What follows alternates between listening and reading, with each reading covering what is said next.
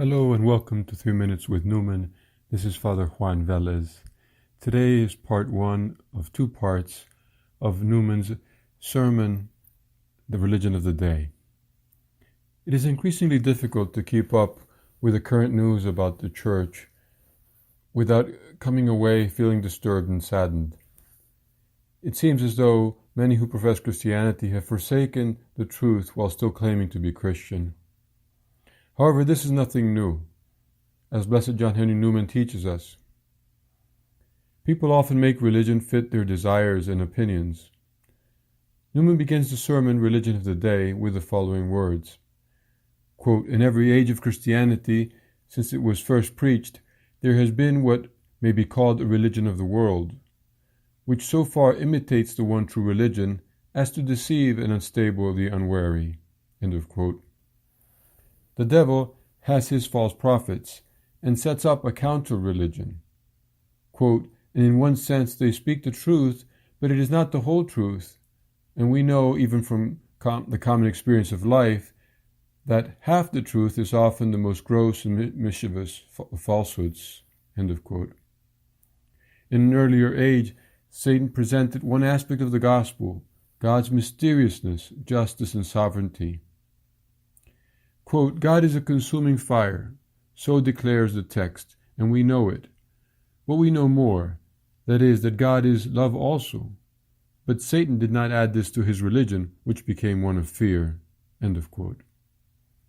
In Newman's time, as well as in our own, Satan presents the world with a different idol. Quote, "What is the world's religion now? It has taken the brighter side of the gospel, its tidings of comfort, its precepts of love, all darker, deeper views of man's condition and prospects being comparatively forgotten. This is the religion natural to a civilized age, and well has Satan dressed and completed it into an idol of the truth." End of quote. Newman describes the religion of our supposedly civilized age as a religion which does not wish to hurt or offend anyone, a religion which relies not on objective truth, but on subjective feeling. He writes, quote, "Thus elegance is gradually made the test and standard of virtue, which is no longer thought to possess an intrinsic claim on our hearts or to exist, further than it leads to the quiet and comfort of others. Conscience is no longer recognized as an independent arbiter of actions. Its authority is explained away. Partly it is superseded in the minds of men by the so-called moral sense, which is regarded merely as the love of the beautiful." End of quote. Instead, we know that a correctly formed conscience is God's voice, commanding us to do what is right and to shun what is evil. This conscience is aware of the consequences of sin and the resulting punishment. As for the religion of the day, Newman writes, quote, "Everything is bright and cheerful. Religion is pleasant and easy. Benevolence is the chief virtue.